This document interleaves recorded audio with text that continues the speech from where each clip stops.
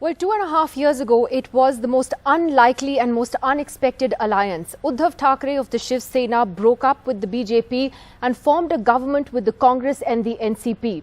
Many predicted that it would die soon, but it did last this long. Ultimately, though, a rebellion in his ranks has forced Uddhav Thackeray to resign as Maharashtra Chief Minister. But the drama isn't over yet. There are a lot of challenges that remain for the Shiv Sena, including who the real Shiv Sena is. But what exactly led to this rebellion and what is the future for the Thackeray family? Joining us exclusively on NDTV today is Aaditya Thackeray, former minister in Uddhav Thackeray's government and of course Uddhav Thackeray's son. Aaditya Thackeray, thanks very much for speaking to us.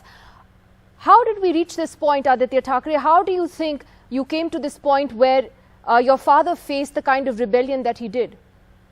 Like you mentioned earlier, unexpected. I think that is the word, because to be betrayed by your own is a whole different thing altogether, and especially in the time that they took advantage of. When my father, the Honorable Chief Minister, was just out of surgery, was in isolation, that was the sad time that, these traitors have taken advantage of, and good luck to them for whatever morals they have.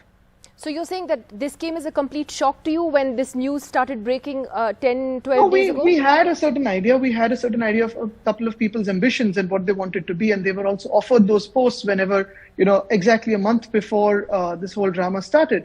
Having said that, I think whatever's happened has happened and everyone knows what has happened. And the Chief Minister has been, very graceful, very large-hearted. And you've seen the things unfold in the last 24 hours. It's said that there were a lot of differences that Eknath Shinde had with you in particular and was resentful of your rise within the government and within the party. How would you respond to those allegations? I wouldn't see it from my side that way. I've given more than enough respect to everyone. But it's sad if someone's sad about someone rising, a colleague rising, or a junior colleague who you've worked with, or someone who you've treated as family. For us, all of these people are family, and for the last 15, 20 years, we've worked together, been in opposition together, come into government together, faced the hard times together. And if someone who you've seen from the age of 10, 12 is, doing good work, being appreciated by people, if you start getting jealous of that instead of being happy and proud and blessing the person, that speaks a lot about moral values and humanity out there. So, I wouldn't have anything to comment on that. But would you say that there was an ideological churn within your party with the Eknath Shinde faction saying that you had given up on Hindutva and core Hindutva? In fact, again, coming back to you, they seem to resent your sort of more progressive approach to politics and, felt that you had deviated from the core agenda of the party.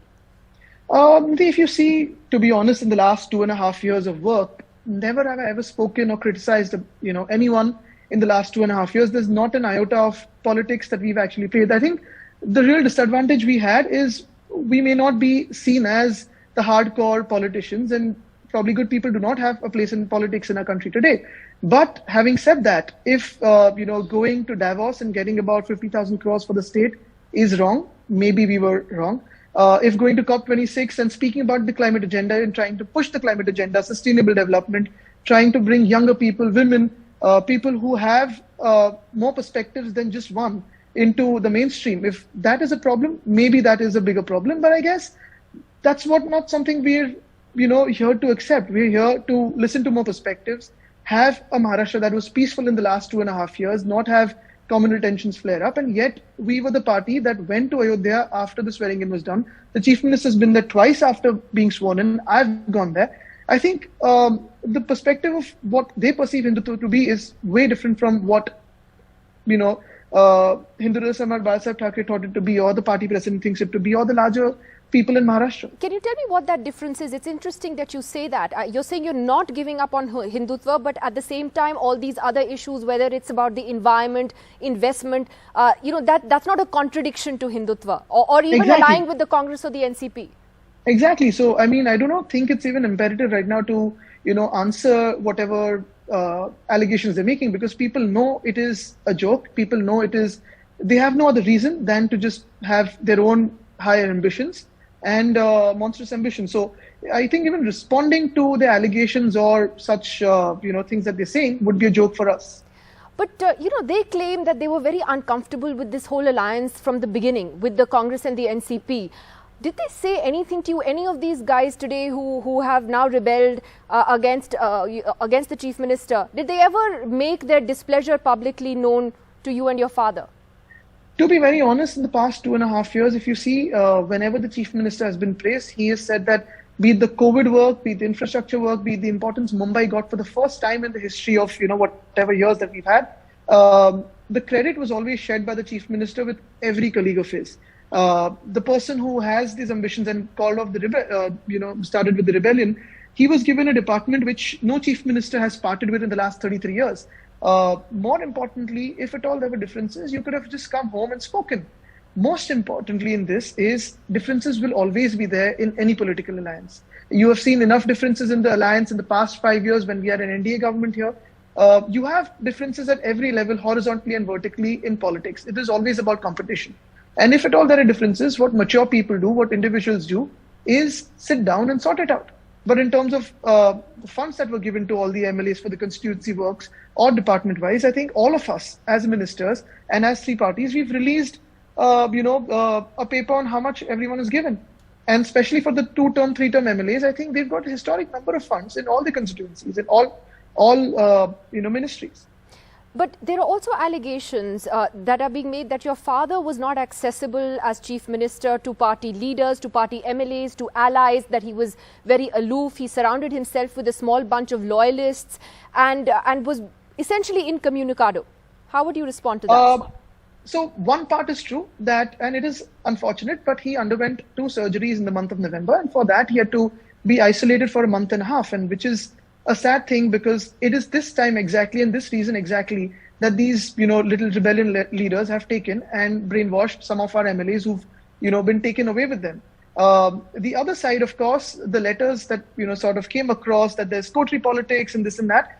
I think that is a typical run-off script for every rebellion that happens, that the leader doesn't meet us, there's a coterie, there's loyalists. I mean, this has happened with the Sena 10 years ago when, or rather more than that, when there was an earlier rebellion. And that is, the names have changed. They've interchanged the names with Aaditya Thackeray's names with Mr. Uddhav Thackeray, that he is good, but Aditya is bad. I think this goes on. This is a run-off written old boring script. What is important is, and what is also sad is, yes, that is partially true. From the month of November that he underwent 2 surgeries and he had to be bubbled out. He couldn't physically meet people for the next month and a half. But not a single cabinet meeting was skipped by him. Not a single meeting was skipped by him. His work was going on WhatsApp and all the other technology that is in place.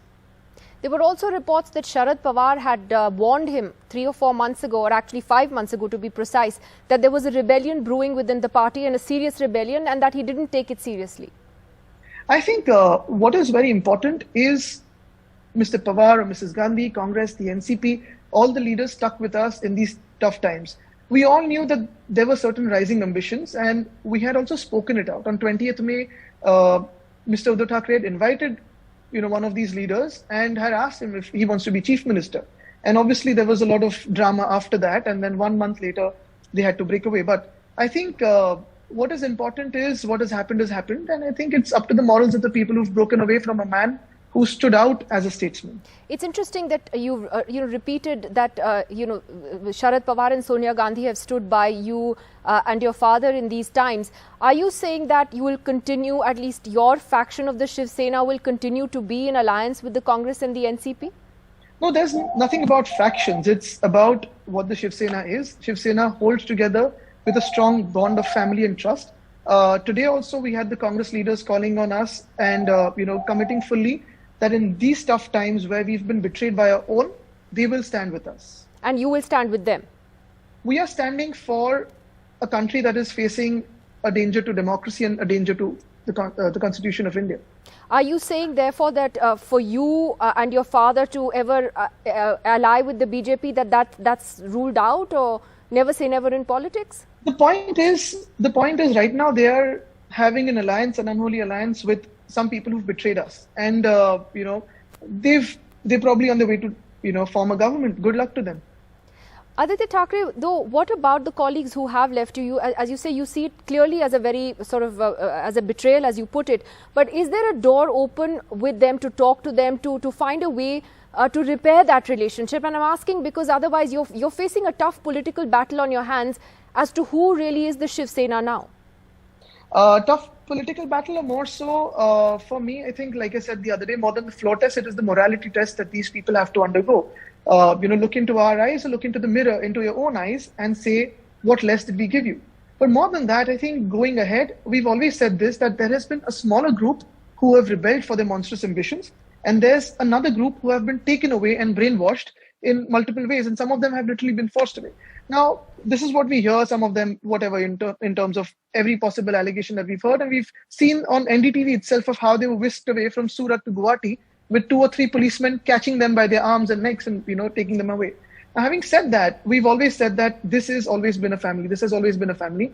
A, if there are any problems, come and speak. 2, if at all you want to come back, the door's always open for those who have been, brainwashed and taken away. A couple of questions that follow on from that. One is that, today we saw Eknath Shinde's faction, issue a whip to the party MLAs to be present for a meeting in Goa. So they are claiming that they are the real Shiv Sena, and I think that they're going to claim that in front of the Election Commission also. Are you going to challenge that legally? See, all of these are legal things, but once again, I want to stress on the same thing, that it is impossible to understand of how a mindset can work like this against a party, against a family, which is the entire party, and against the person who is the party president, who has given you everything and who has brought you so ahead in life, personally treating you as family. The rest is all beyond understanding. The rest is all legality. But what about the morals? What about the humanity? I think that is the core of the question. So are you saying that there can be a rapprochement, that if some of these MLAs came and met you, that you will keep those doors open? We've always said this, and we've said this from day one, that whoever has been whisked away, whoever has been forced away, whoever has been brainwashed, whoever has misunderstandings, for them the doors are always open. Why do you say they're brainwashed? Because, see, you have seen in a couple of interviews yourself, I do not want to go details, but some of them are going by the script. Some of them are going by an older script, and some of them who have been in touch with us, who have been, contacting us through various people, they want to come back, but they were forced to stay there. And you've seen the amount of security, you've seen the amount of, force that has been placed there to ensure that no one goes in and no one comes out. So do you think that some of that force has to do with central agencies at play as well, like the ED and the CBI? No, I think they've just appeared by themselves, and they've just been there to ensure the MLAs there who are on a tourism streak are protected well from people who might be, wondering what they're doing there in a flood-hit Assam. Do you believe that the BJP was plotting the downfall of your government? Do you believe that they were the ones responsible for doing this? I wouldn't go into the depths of it. People know everything. People are smart enough to read through whatever's happening in our country and whatever's happening in our state. The sadder part is, like I said, our own people who betrayed us. I think the moral question, the question is to them. How could you do this? But where do you go from here, Aaditya Thackeray, politically? You have crucial Onwards elections. and upwards. I'm saying, where do you go here from here politically? You have crucial BMC elections coming up and other municipal bodies as well. But the BMC, of course, is the richest in the country. And you don't have a lot of time for that, maybe a few short months. What are the challenges that lie ahead for you and your father then in the next few months? I think 2 pertinent points you made here. Where do you go from here? Like I said, onward and upward, because every time the Sena faces a crisis, it comes together and becomes stronger. Unfortunately, these leaders who call this rebellion and have rebelled, I wouldn't call it rebellion also. It's treachery, because a rebel actually has the bravery to stand there in his own state, resign and face the elections, which these guys do not have any courage. But about the BMC also, I think another point you made was very, very pertinent. The fact that it is the richest. Now, richest doesn't mean that it can spend it in any which ways. Every penny that has come into the BMC has been accounted for. Projects have been lined up. The Coastal Road project that is going on, slated to be complete by December 2023. The Worli-Shuri connector, the MTHL, multiple projects that have been going on. It was probably for the first time that Mumbaikars felt that we had a chief minister who is from Mumbai, who is voicing Mumbai, working for Mumbai along with the entire state. For us as Mumbaikars, we were all happy to be working for Mumbai. My worry is also that the importance that Mumbai has got as a city that deserves importance will be back to a city that is the hen that lays the golden egg. Do you think in hindsight that some of the comments made by some of your leaders like Sanjay Raut actually backfired and didn't help in this crisis, that perhaps he was a little too loose with his words? Look, for someone who's actually gone off to Surat and then off to Guwahati by betraying your own party, there are raw emotions. I'm not defending any statement. I'm not saying what is right, what is wrong. But it is also for the people who betrayed the party men, the party president, and all of us as one family, as one party. It is for them to think that, what have you achieved from going there? And what will you achieve in the long run? How will you face your own mirror? Aaditya Thackeray, so does the MVA alliance in Maharashtra still stand as of today? Does it still stand? The MVA is an alliance that came together for the betterment of Maharashtra. The MVA is, an arrangement that came together, three parties from different perspectives coming together, showing that this is how democracy can really work. You can have different perspectives in one room and ensure that the state does good work in times of pandemic or in terms of everything else, social, political, economic, or religious, and to have harmony and stability in a state. But While going ahead, yeah, we are proud of the work that we have done. We are proud of what the Chief Minister, the Deputy Chief Minister, all the colleagues have done. We're seeing the raw emotions of people on social media or whenever we meet them. We're also worried as the three parties for, what is going on in the country and how democracy was actually played around with in our state. What exactly is worrying you? And it's interesting that you see the positive side of this alliance, because your colleagues who've rebelled are saying that, well, this was a contradiction, and it wasn't it? Was it an adjustment to work with the Congress and the NCP? I mean, you're ideologically so different, or you were. Absolutely, but isn't that what's supposed to happen in a democracy as well? I mean, you can be ideologically different, but if you have the same intent of working well for the people, the praise that Maharashtra has got in terms of COVID management, that wouldn't have come Maharashtra's way. The praise that we've got for our infrastructure, our focus on cities, sustainable development, climate agenda, tourism, multiple facets, be it energy, all of it. If we were multiple heads working in multiple directions, that wouldn't have happened. But what would you say to those in the BJP who turn around and say that it was the Shiv Sena and your father that betrayed them by breaking a pre-poll alliance in 2019 and going with the opposition? I wouldn't say anything to them because everyone knows what the understanding and the arrangement of that pre-poll alliance was. And I mean, like I said, good luck to everyone who's betraying morals and moving ahead. How's your dad doing, Aaditya, since the resignation? What's he been saying? I think he is extremely proud of the work that we have managed to achieve. He is, of course, touched by the love of the people. And, even driving to Raj Bhavan yesterday, we had to stop at a couple of places because people on the streets actually stopped us. You had Shiv Sainiks and you also had a larger number of non-political people, citizens actually stopping us to just wave at us, to thank him, show him thumbs up. I think that is the emotion we've really been touched by. He's seen betrayals earlier and, he's not moved by it because he doesn't have any real material attachment to the seat he was holding. He, came off Varsha the moment he said so. He's given his resignation. I think that's very unlikely of any politician who loves saying, I'll come back. That's not his style. He's very graceful. He's very dignified. He said, Aditya, what doesn't belong to us, never will it. We were doing for the people. But he's also left the assembly. Why did he leave the assembly? I think for him, he said this very openly that day, that it's not about the numbers. Even if one person from the MLAs who have betrayed him would stand against him, he would move out from there, and he's done that. But he's one politician who sticks to his word and maintains relationships. One had a sense earlier, definitely, that he was a reluctant politician. What do you think this entire experience has taught him and taught you? I think more than me or him, I think the people have realized what an administrator he has been. For the last 25 years, the people of Mumbai have trusted us with Mumbai, with the BMC elections, knowing that this man is clean, graceful, doesn't get into the, real politic. He is someone who goes beyond it and wants to help the people genuinely. The response we've seen even from the IS and IPS officers, I think whatever said and done, this man has come out as a person who did not wear any false masks of his own, of pride or ego as a chief minister. He was a chief minister as a human who was before the chief minister or after the chief minister, as he was always and will always be. And what do you say to those who say that this is actually a commentary on dynasty politics, that this is a backlash against the Thackeray family, and that family-run parties are increasingly seeing their space shrink in this country? What can I say to them? Good luck with the political analysis. What is your analysis of it? I think we're here to serve. This is my 6th generation in social work. We're here to serve, and there's a lot of people who love us, who trust us. For us, it is about who wants to be in this. I wasn't forced into the party by my father or my grandfather. I came by myself. I love doing the work that we've done, and we'll keep on doing.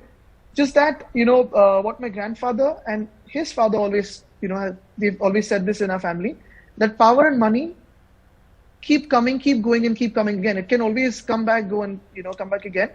You've got to keep your reputation and name. You've got to be careful with that. Don't let that go down the drain. And that's what we're here to do. Well, finally, Aaditya Thackeray, is a Shiv Sena without the Thackerays possible? I think that's for the people who've tried to do this and who are trying to engineer this to answer.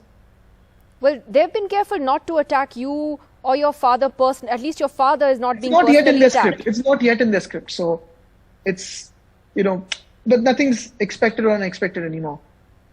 All right, Aaditya Thackeray, thank you very much for joining us, breaking your silence on NDTV on that political crisis that has hit Maharashtra. Let's see what the future holds for you and your party. Thanks. Thank you.